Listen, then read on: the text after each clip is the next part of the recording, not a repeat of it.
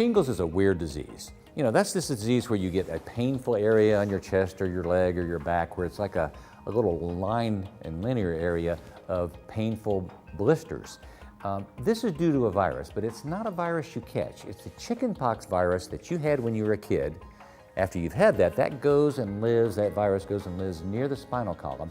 And later on in life, for unknown reasons, maybe stress, maybe illness, those viruses are reactivated and they come out and they follow the nerve around from the spinal column down into a leg, an arm, or around the chest or abdomen, cause a very painful rash.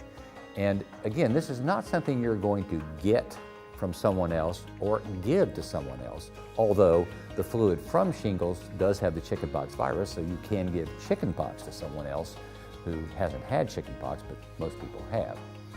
There is great treatment for shingles, and it's in the form of oral cortisone, which can help prevent swelling and irritation because chronic pain can occur from having had shingles.